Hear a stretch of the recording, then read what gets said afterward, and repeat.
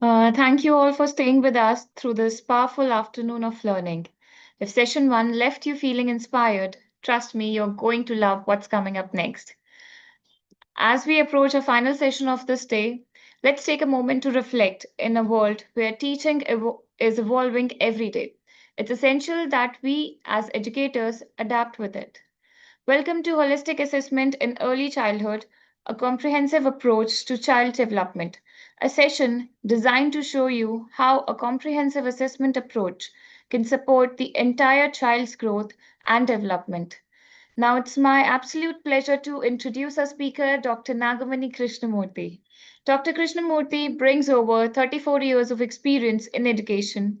Starting as a chemistry teacher, she has grown into a respected teacher trainer, researcher, coach, and expert in early childhood education. She's also the founder of Empower, an educational app focused on holistic learning. Her academic credentials are impressive. She holds a master's in chemistry, a master's in educational psychology, a doctorate in early childhood education, and certifications as a transformational life coach and career coach. As education evolves, so too must we. And this session truly embodies a theme, Badalti Shiksha, Badalte Shikshak, because as teaching transforms, so must teachers. And now, as Mrs. Tara, your super ma'am says, education is a journey of continuous growth, and we are so glad to have you on this one. But before we dive in, here's something special for our engaged community of learners. On July 19th, we will be hosting a quiz based on all five sessions of pre primary series, where you will have a chance to win Amazon vouchers worth up to rupees 20,000. This is a way of celebrating your learning journey with us. With that, let's move on to some housekeeping rules. Participants will be muted throughout the entire session. Please have a pen and paper ready to note down important information. The chat box will be enabled during the Q&A round and as needed by the speaker. To receive your e-certificates, please fill out the feedback form that will be sent to your registered email ID after this session. And don't forget to participate in the quiz on July 19th and stand a chance to win Amazon vouchers worth up to rupees 20,000 this July. And yes, once again, all sessions are streaming live on YouTube so you can revisit them at your convenience. Dr. Nagamani, the stage is yours. Welcome, ma'am. Thank you so much, Tanisha. Yes, ma'am. Okay, let me share the presentation.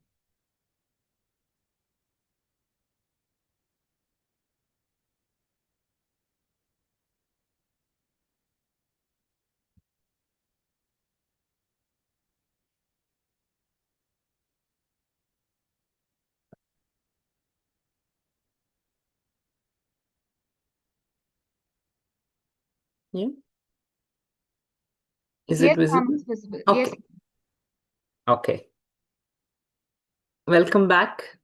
And I'm glad that you're all around to yet another session of mine. Thank you so very much.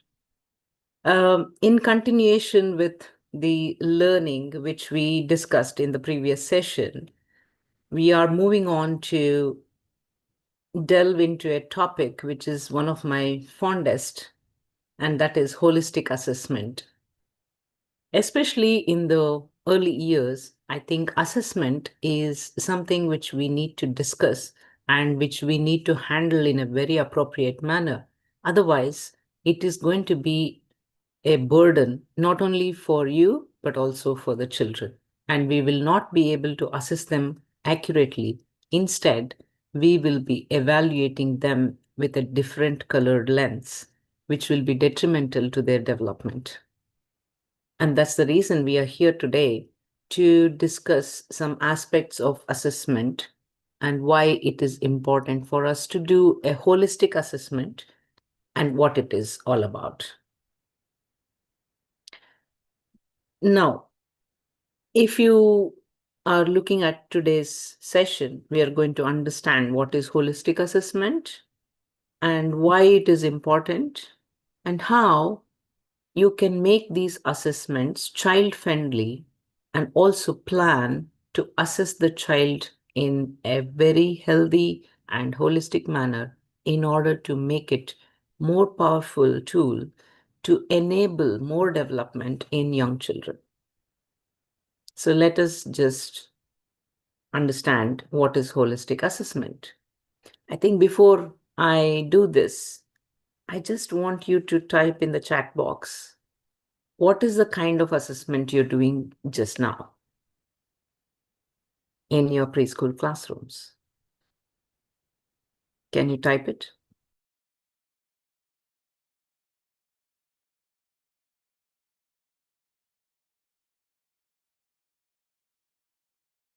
Yeah.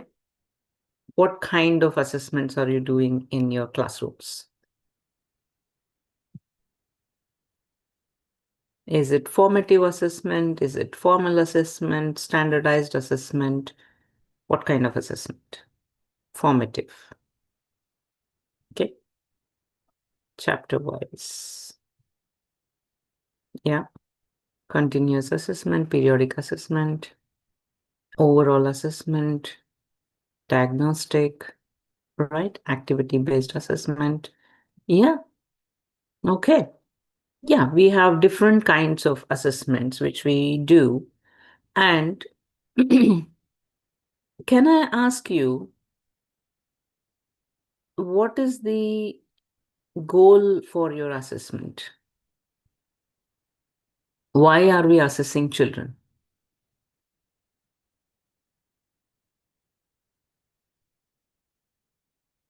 Child's understanding, skill development? Well, I don't want the jargon. I want you to really tell me why exactly are you assessing children?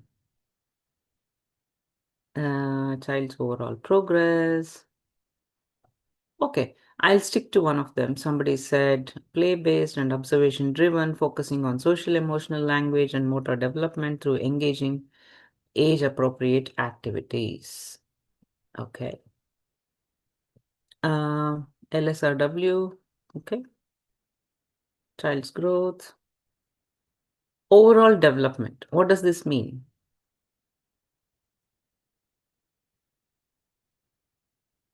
Can you tell me what is overall development? Well, physical and emotional, brain and heart. Right. Okay. Yeah, that's good. So let me just come back to this slide and talk to you about the various aspects of a child's development. What are the various things which are there? And the NEP is talking only about that. It's talking about the whole child and not only the cognitive development or only the language development or only bits and pieces of child development. So we have the physical growth and development of the child, the cognitive development which happens with children, that is with the brain development, and the language development, which is very essential in order to be a social being in the world. The social emotional development, which we talked about in the previous session, which is going to be the foundation for all other kinds of development. And then we have another important aspect, which is the creative development. Why we need to nurture creative development is one question, and why we need to consider all aspects of development when we are doing the assessment. So if you think of assessments in our preschools or in schools, we do not have any assessment for physical development, or maybe we do not actually assess them for their creative development. Are we assessing them? Is anybody assessing them? Correct me. Is anybody assessing the physical? Yes. Okay. Yeah. Creative development. Is anybody assessing? We check, but we don't actually make it as part of our comprehensive assessment. Yeah. Okay. Yeah. Yeah. It's not only the drawing which is creative. No. I'm not talking about the drawing class or the creative work which we do. I'm talking about the creative thinking in the child, creative development in the child. Are we assessing that? Yeah, okay. Motor skills are assessed, yes. Yeah, need not be creative writing. It need not be.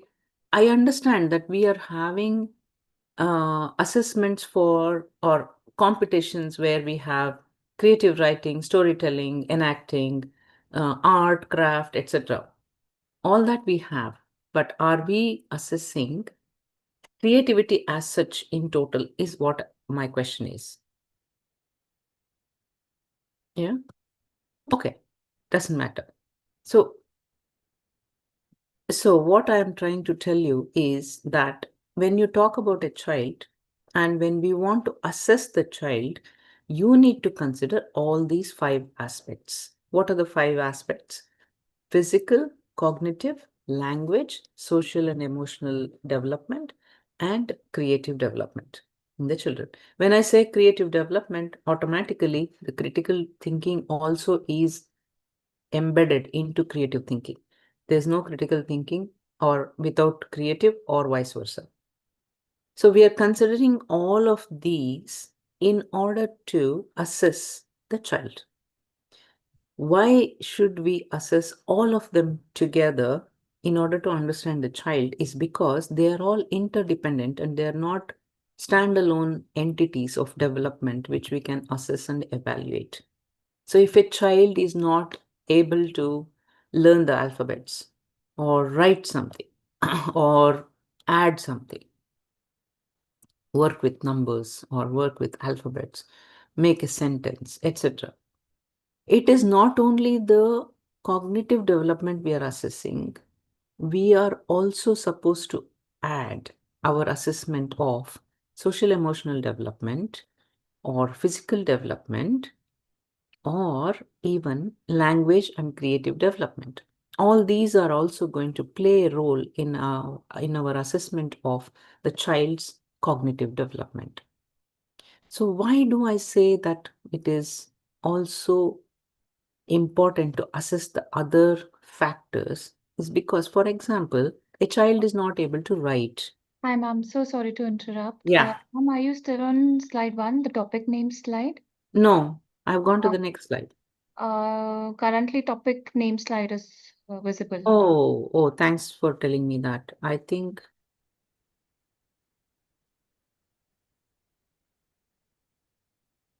I'll go back to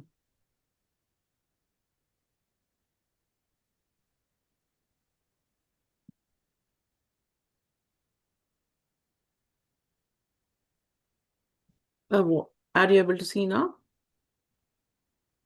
Yes, ma'am. Understanding holistic assessment. Yeah. Okay, perfect. Is the slide changing? You tell me. When the now? Yes, ma'am. Why Okay. holistic assessment? Yeah. Okay. Okay. So, yeah, I was telling you that they're all interdependent and we need to evaluate the child in terms of all the aspects of development in order to understand where the child is. For example, if a child is not able to write, we cannot say that the child has not understood how to write. It could be that the fine motor skills are not good enough for the child to write.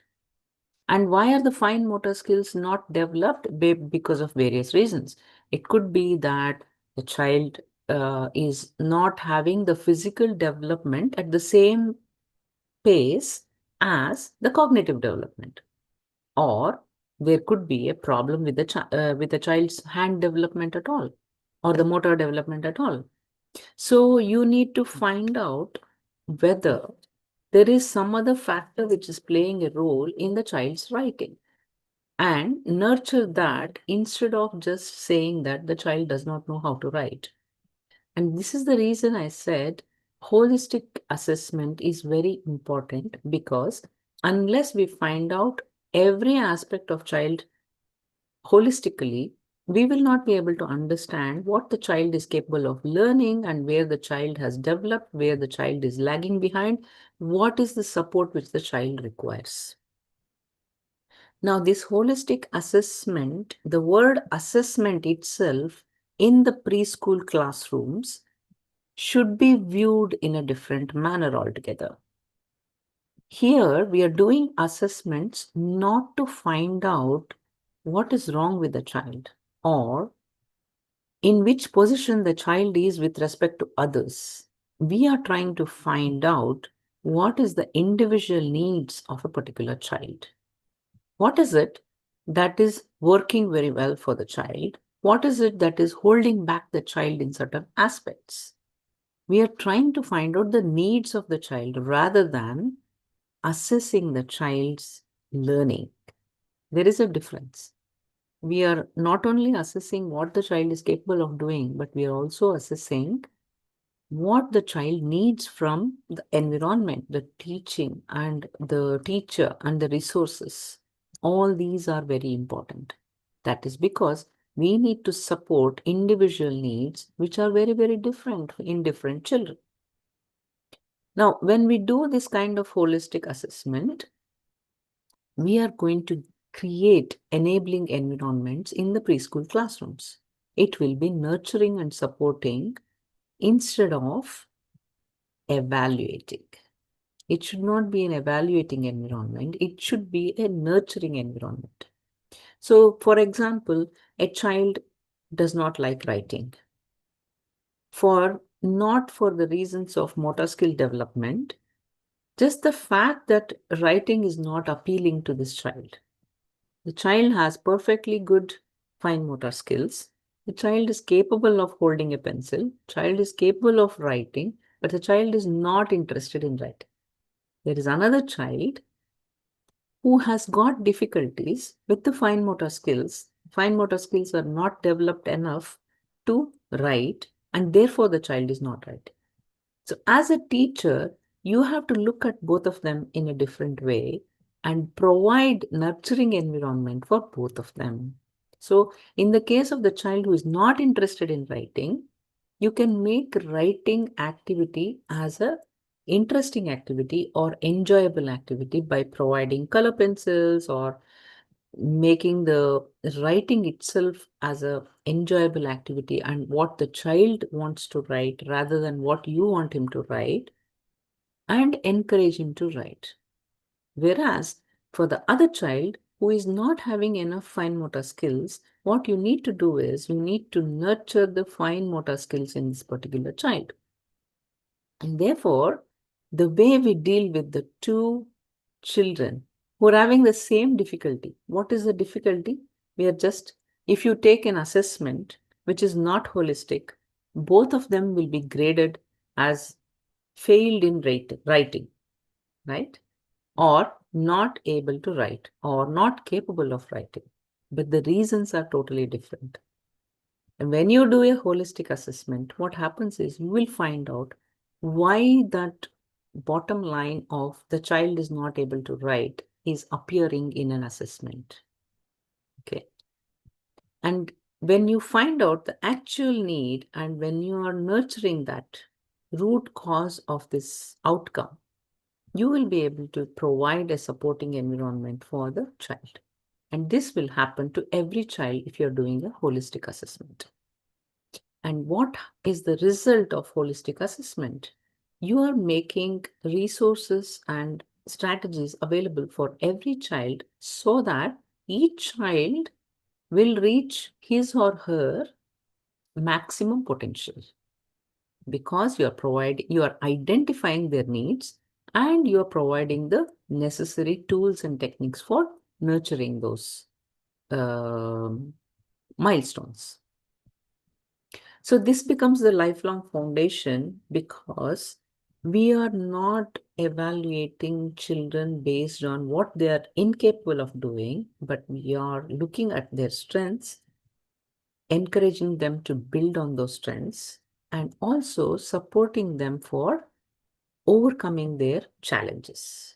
And that is the reason why we need holistic assessment. So there are some fundamental principles which are underlying holistic assessment. The first and foremost is it should be child-centered. It cannot be teacher-centered or it cannot be outcome-centered or it cannot be curriculum based. It should be child centered. Just because you have in the curriculum that the child should be able to read 3-letter words by the end of so and so time does not mean that you have to assess a child who does not know how to write the alphabets on 3-letter words. So, if you take each child, they are at different levels of the curriculum. Now, when you're doing an assessment, it should not be based on the curriculum. I said, your curriculum said that the children will be able to do 1, 2, 3, 4 things by the end of July. And you are having an assessment uh, uh, paper which asks you to evaluate all the children based on those 5 points which they were supposed to learn. Is it the right methodology of assessing? That's my question. Yes or no? Yeah. Yes. Is it the right methodology of assessing? No. But we are doing it, right? We are doing it. We are doing it. So when we are doing this, why are we doing it? Because we're asked to do it. And therefore we are doing it. But we are not supposed to do it. Because we all know that all the children are not at the same level in our classrooms. They are at different levels. So don't you think we need to tweak our assessment methodologies in order to find out what is the strength this child is having and what is the challenge the child is facing? Therefore, it should be child centered. It should be strength based, not curriculum based. So, if it is not curriculum based, it cannot be a formal assessment. If it becomes a formal assessment, what happens is you will be having a set of questions which you are going to ask the children to answer. But it cannot be done like that since the assessment itself is not based on the curriculum. This can happen in preschool classrooms only and not in the higher levels because these children are in the developing stage where we can afford to spend time on focusing on their strengths rather than on their challenges.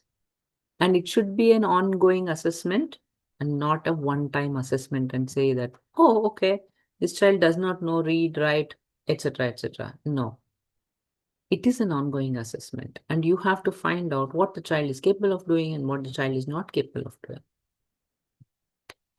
And to give you an idea about how to understand this child's strengths, I think it's a good idea to involve the family because these young children are not responsive at times, are not responsive with all the teachers, are not responsive in all the settings. So they behave and they do different things in different settings with different people. Therefore, it's a good idea to combine all your evaluation along with what the child does in the family. So you get them involved and also give them some techniques for finding out what their child is capable and not capable of doing. Add that to your assessment and evaluate the child. So you will know a range of things which the child is capable of doing. Right? And I also have mentioned here culturally responsive. This is because if you take children in a classroom, they come from different cultural backgrounds, though they may belong to the same state. But I think now every city or every town is cosmopolitan and you will have children from various backgrounds. When they come from different cultures, what happens is naturally their learning rate, capacity, or the way they learn, or by default, they will have certain aspects in them, varies. And that should be taken into consideration before we evaluate the children. So, these are the basic principles which we are going to keep in mind. And what are the areas which we are going to assess? as I already mentioned, it is going to be physical, cognitive, language, social, emotional, and creative. All the 5 areas need to be assessed. Otherwise, it becomes an incomplete assessment. So, what are the methods which we are going to use to assess? It is definitely not a formal method. It is definitely not a one-time evaluation. It is going to be an ongoing evaluation, and it should be child friendly. Just remember that. So, where do we get the opportunities to assess? What do you think is a good place for us to assess children?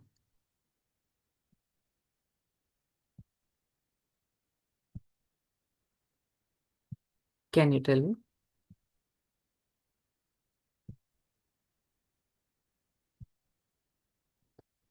Yeah, awesome.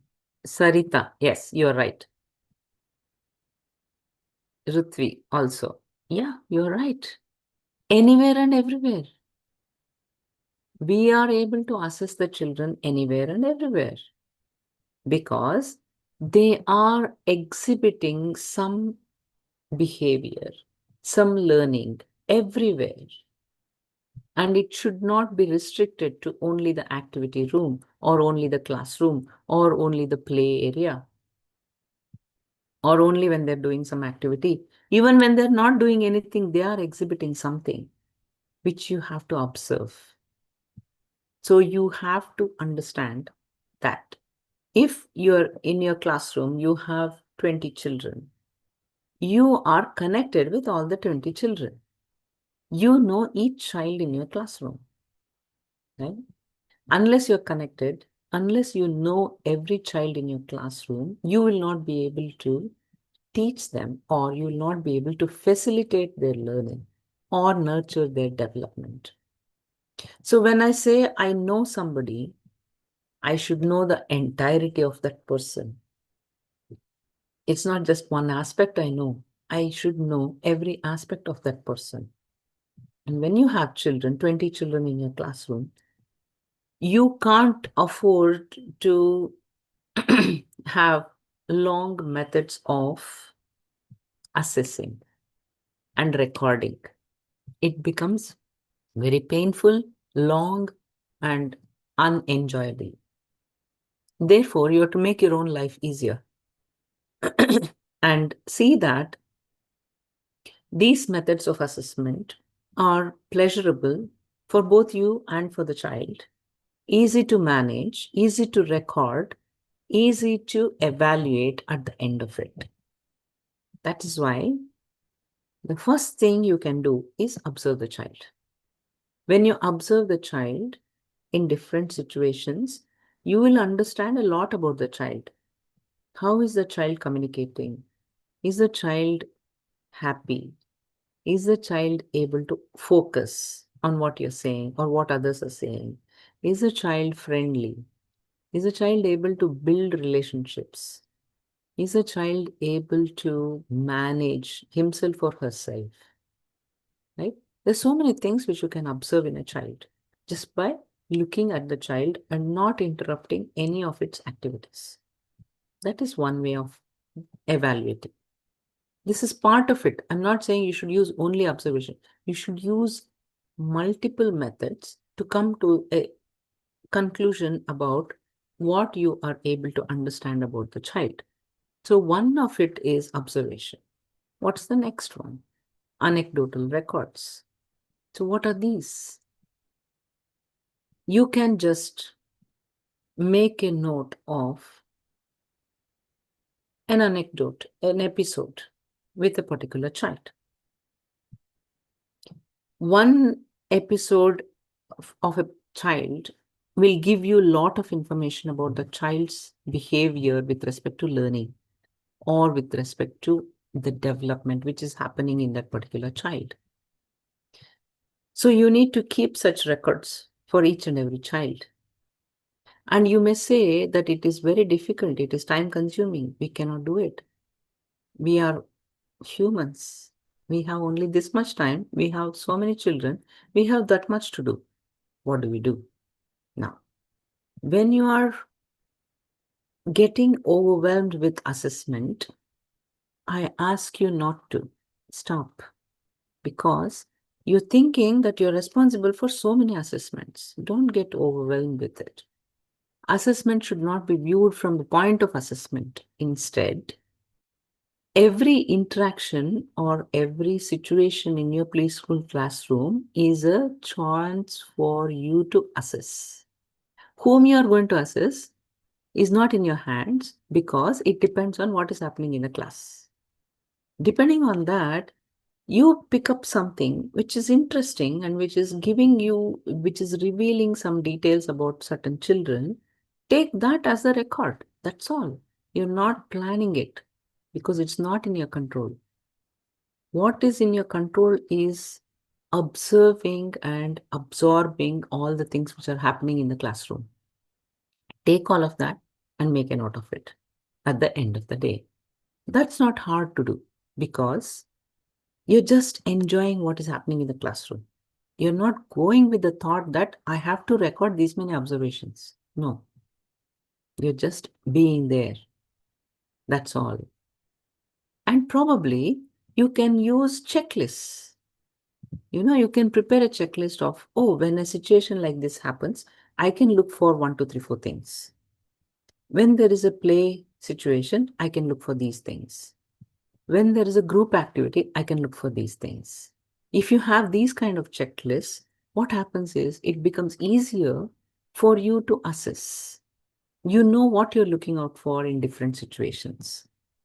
In the beginning, you may be finding it a little tedious, because you're going to check all the points in the checklist. But over a period of time, you will become so well versed with it that you don't need a checklist at all. It's there in your mind. Okay. Another very easy thing is portfolios. Whatever the child does is telling you something. For example, the painting which the child is holding, it tells you a lot of things, isn't it? It can tell you so many things. And especially if you are there when the activity was being done, you would have observed how the child has painted this picture. What's the method the child has used? How much paint did it use? What colors did you use? And whether the child was able to understand which color the child was using, whether it was messy, whether it was neat, everything you can find out. So all these will fall under certain categories. And that is where I said you have to remember the factors in the checklist. When you know the checklist factors, it's easy for you to understand what the child is doing, whether the child is capable or not capable. What are the challenges the child is facing? What can I do to help the child? All these can be understood very easily from the portfolios.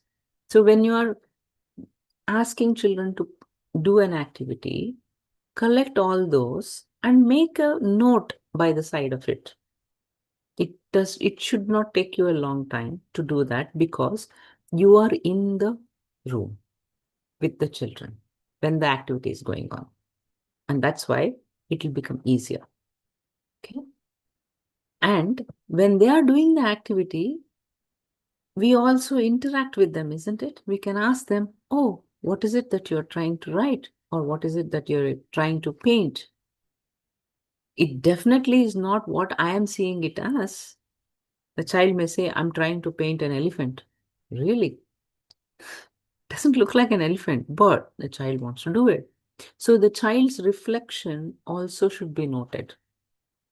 And these are enjoyable moments, so there's no need for you to get stressed about it. You're just making a note of maybe words and phrases which will give you hints about their development. Okay. And then you can also have conversations with family and ask them, oh, what does the child do when the child is doing this activities? Give them some situations and ask them, how are they performing or how are they behaving? in a particular situation. How are they conducting themselves? Are they using their fine motor skills? Are they using their gross motor skills? Are they using their creativity? What are they using? Are they communicating? Are they using their language? All these things can be used to support your evaluation, which will give you a better idea about everything about the child. You will know the child better. So, how do we make it an interesting one, as well as how do we make it more child friendly? Is the question. Now, can you tell me how you are assessing right now? Is it child friendly, or is it teacher oriented and curriculum oriented? Yeah, can you please put it in the chat box? Child friendly, yeah. Curriculum oriented, child friendly. Okay. Right now you're using child friendly methods. Yeah. Okay. And mostly curriculum oriented. Yeah. Teacher oriented. Yeah. I agree with you. Many times it is teacher oriented. Uh, okay. Let me ask you again. I asked you before, but let me ask you, what is the goal for assessment in preschools?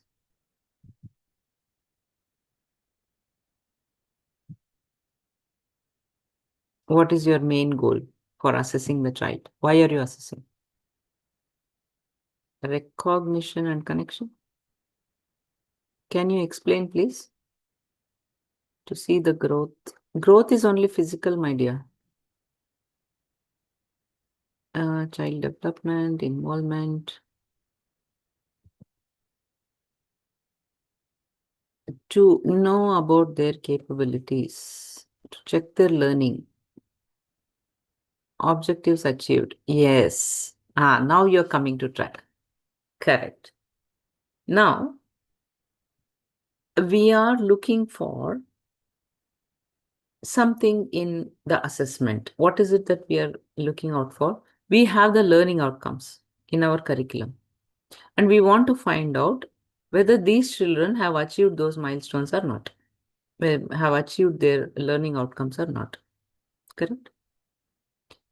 And depending on whether the child has been able to achieve the learning outcome, you are going to make your decisions. So, what is this assessment leading to? Can you tell me? Okay, you have assessed. I agree with all the things what you're saying. The objective, the learning outcomes are met or not met. You are going to see that. What are you going to do next?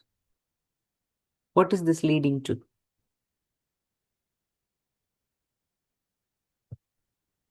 We have evaluated. Okay, in a class of 20 children, 10 children were able to do all the things what I asked them to do. 5 children were hopeless. They were not able to do anything at all. The other 5 children were able to do 50% of the things. What are you going to do with these statistics?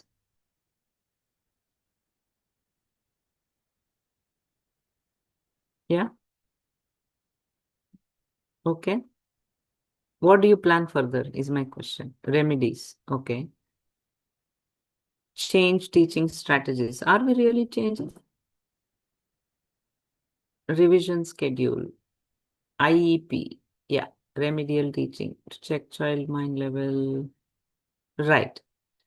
So, we are saying that, okay, we are going to do remedial teaching. This is based on one assumption, you see, that all children have to learn these many things. Why?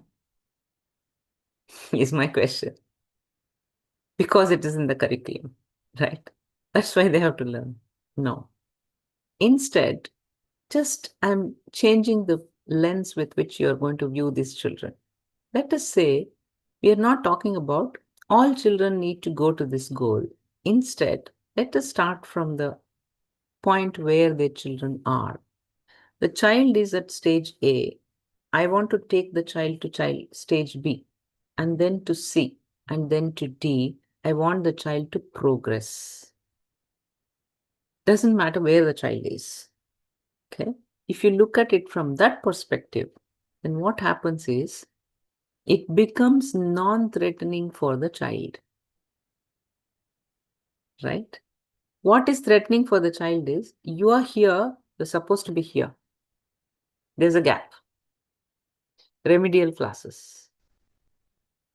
All these are threatening for the child because they're chasing something. Instead, if you pause and say that you are here today, tomorrow you should be here. Go one step forward. That's it. Put your own goals, choose your own goals, and reach that. If you say that, then it becomes non-threatening for the child. And the way they are going to achieve this next goal should be play-based, should be natural, should be part of the daily routine, should be what they are used to culturally, and should have the child in it. How many times are we using the child's voice to guide the curriculum? We are not. We are using the policymaker's voice. We are using the school administrator's voice. We are using the parent's voice. We are using the teacher's voice. We are not using the child's voice to guide the child through the curriculum.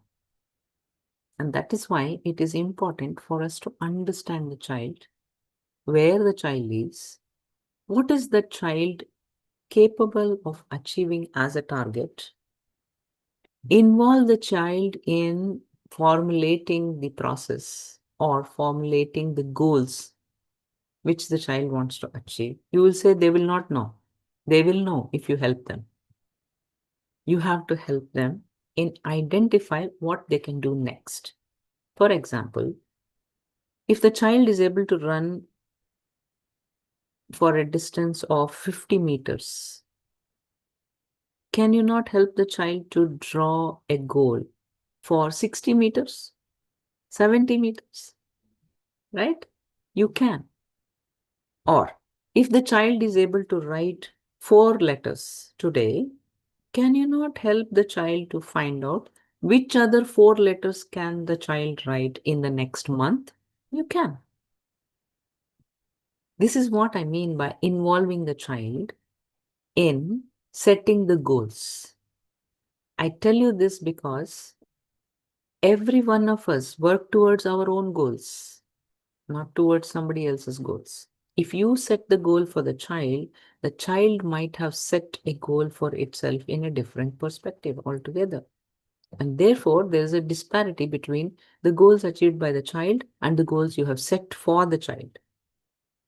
So, in order to make it easy for you as well as for the child to achieve more and more goals, involve the child, engage the child in goal setting, and make the child to realize that the child is working towards the goal and not you, not the parent. Right? Then it becomes more meaningful. Then it becomes easier for you to evaluate and assess because the child knows what the child is trying to achieve.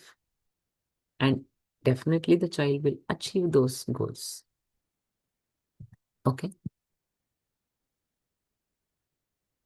So when we are having everything embedded into the system, the learning is embedded, the assessment can be embedded, and the evaluation also can be embedded if we are able to record all these things in a systematic manner.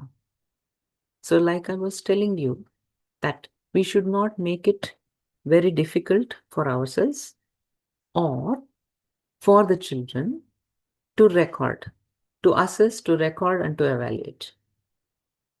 So, what we need to do is we need to reduce our work, get brief and short methods of recording, which will give us valuable information.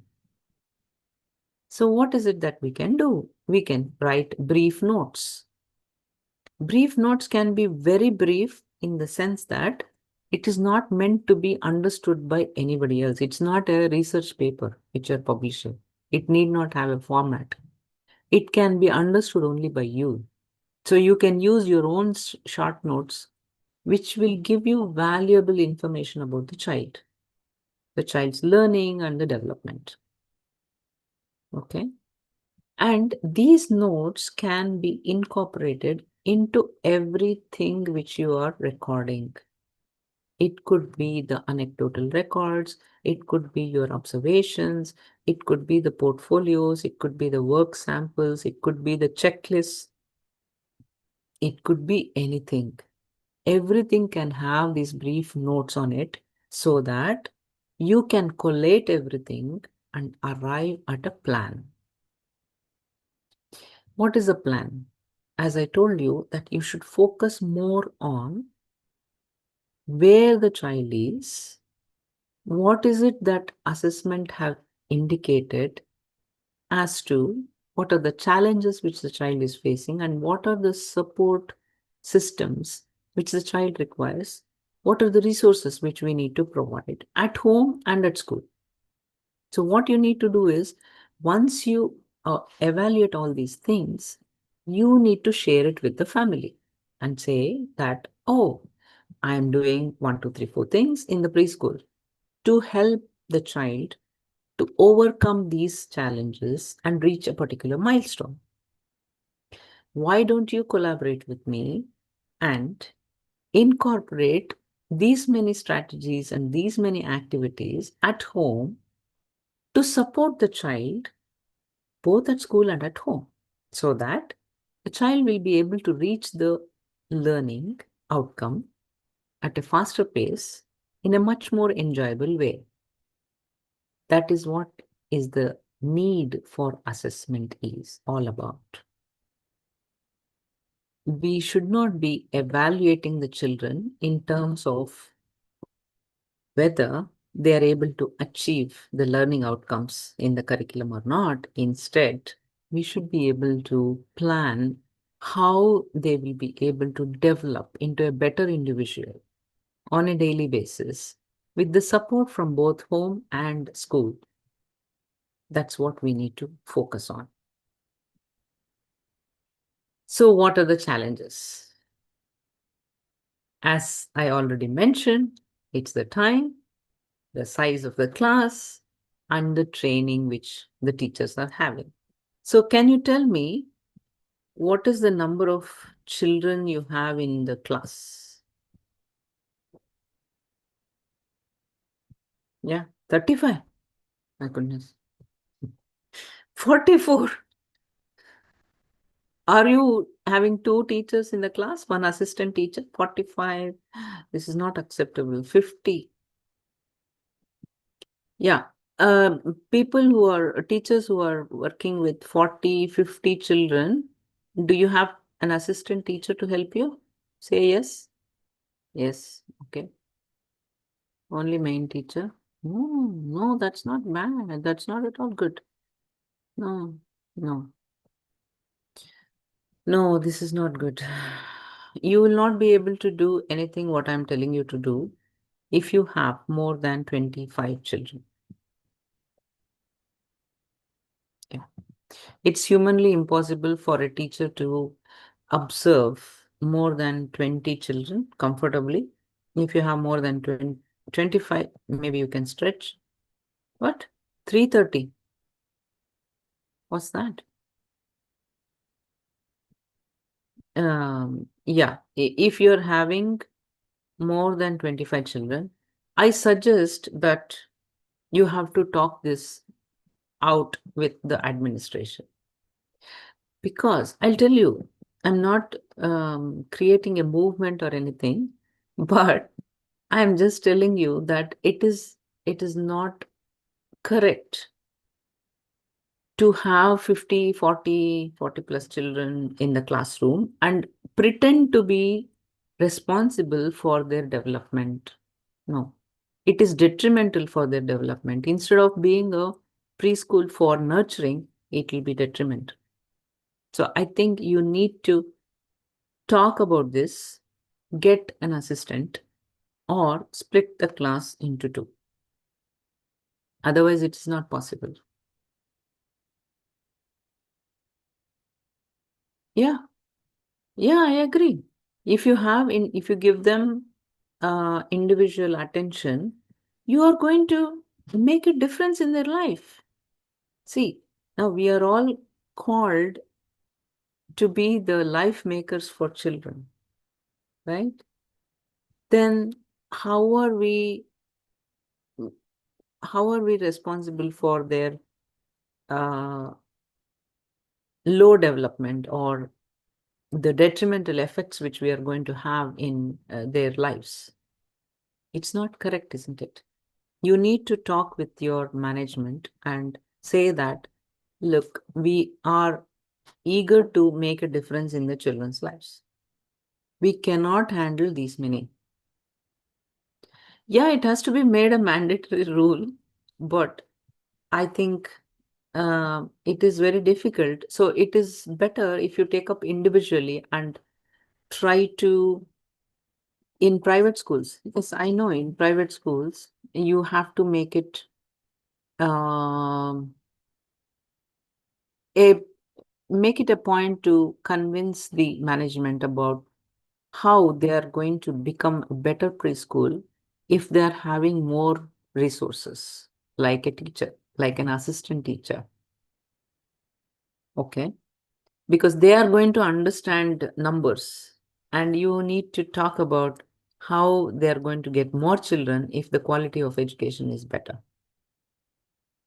right? So I guess you need to take some time to think about the numbers. Anyway, I can't dwell too much on it. The other aspect is the training. How are we enabling the teachers to get trained to do all the things what I mentioned? You need proper training in order to execute whatever I said, right? For example, observation or recording any assessment, evaluating. How do we evaluate? How do we find out what is the stage of development which the child is in? What are the resources which are required? How do we do that? So I think these are the challenges, but you can work it out. You can get trained. You can talk to your management about the class size, and you can manage your time better because the solutions are here. What you need to do is, I know instantaneously your numbers are not going to change or your time is not going to increase. So what you need to do is you need to incorporate all the assessment into your daily routine. Okay. Make your life as easy as possible. If you have 40 plus children, then do not try to observe everybody in a day. It's not possible. So you divide the class into 5, Monday to Friday. Monday, you observe one group. Tuesday, you observe the second, and so on. And you focus only on that group for that day so that you are not observing others, because it's humanly impossible for you to observe everybody on the same day. So you have to make it easier and make it work for one particular group of children. So divide them into 5 groups and then observe one group on a day, 5 days a week, and then maintain the records for each group of children. In a group, don't take more than 8 children. If you take more than 8 children, you will not be able to do justice to the observations or to the recording of their behavior or development of milestones achieved. And then you can also train some of the children in the classroom to talk about the development of the other children. It works very beautifully. There are some children who are very smart, who can understand everything much more than the others. Use those children, train them to be your assistants, right? You may say that I'm misusing it. No, you are empowering the child to become a leader. remember, the strategy you're going to use is not that you are using the child as an assistant, you are empowering the child to become a leader, to take the leadership and support other children in the classroom, or observe other children and report to you, saying that, oh, this child is doing one, two, three, four things in this way. You know, you are increasing the observation capabilities in the other child, right? And you're not misusing the children. You should not. Don't make them do some physical work. That's not what I'm saying. Enhance their skill sets. Increase the value you are providing to the children by empowering some children in your classroom. And then what happens if you make them into groups and if you create one leader in each group, everything will work out very beautifully and you will be able to see the change.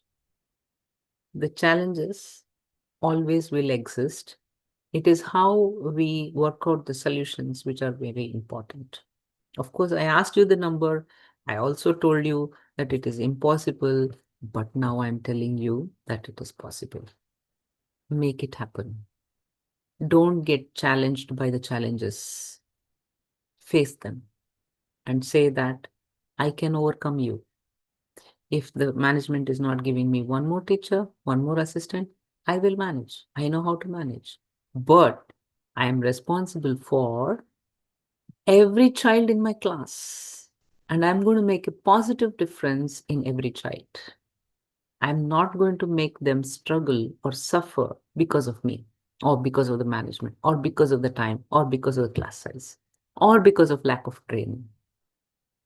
I'm not going to stop. That should be your attitude. That should be your mindset to make a difference in every child's life who come enter your classroom even for 5 minutes in a day. Right? So, what is it that we can do? Today, I want you all to go home and think of one strategy which will definitely work for you. Okay? Don't think of too many things. Think of just one. Make a plan. Go back to the school on Monday. Share with your colleagues that this is what I'm planning to do and this is the support I need from you. Can you tell me what is the loophole in this strategy? Is there something which I'm missing? Is there something which you can add? Is there something which I can do to your strategy? I'll help you choose your strategy. And then, after a week, reflect, discuss, find out what worked, what did not work, make it better and better and better. And one fine day, we will all reach that point where we are definitely making a difference in our children's lives. And I'm sure that all of you will take today as that single day where you're going to create that strategy, plan, and choose to make a difference in the children's lives in your classrooms. Can I get an S for that? Yeah, yeah, sure. Fantastic. Awesome. Amazing. I know you would be able to do it, and I know you can do it. And you can definitely reach out to me if you need any strategies or any support from my end. I'll always be welcoming such questions and queries, and I will support you. Yeah. All right. I think I have come to the end of this session, and I would like to open the house for questions. Participants, if you have any questions, please drop your questions in the chat box.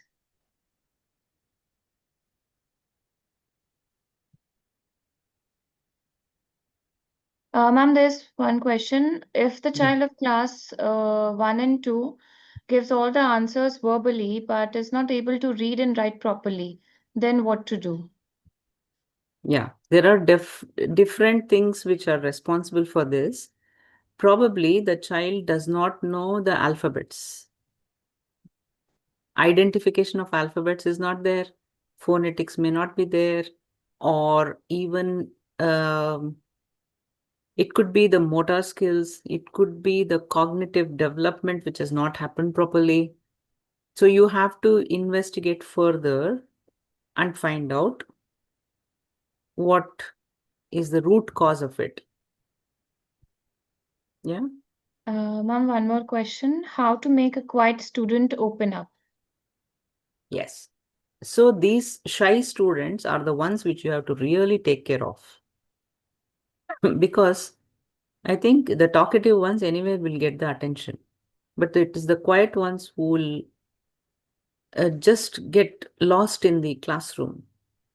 So what you need to do is, first of all, you need to uh, build a rapport with the child in such a manner that the child will start talking to you about everything else in the world, not about lessons or about academics or anything like that. Just talk about anything else which the child is interested in, build a relation, and then slowly start developing that confidence in the child that whatever the child says, he or she is not going to be laughed at. The problem is we all require validation, right? And when we are judged by others, we feel very bad. That's the only difficulty. So if you make the child feel safe, then definitely the child will start opening up. A child in the class keeps repeating everything, whatever teacher says. What observation should we record? How he is the most restless child. I think there is a need for him to take a break because in our country we have classrooms which are very rigid and we don't allow children to move out of the classroom or to walk around in the classroom. So in a classroom, if the child is getting overwhelmed with sitting for a long time, then the child will start doing everything, whatever is possible to just get out of that place. So try giving the child an opportunity to just move around in the classroom, maybe distribute the books or collect the books or erase the board or something like that. Um, how to deal with notorious students in the class as they disturb the whole class. What do you mean by notorious students is the question. Uh, Really, because sometimes they're supposed to be naughty, I think. Can uh, somebody tell me what you mean by notorious children? More active? Yeah. Okay. Uh, yeah. So if the child is very active, like the child is moving around, then probably you should give some activities where there is movement involved. Like I said, distributing books or writing down something on the board. Okay. Or going to the next classroom and telling something to the teacher and coming back. All these things should be used as strategies.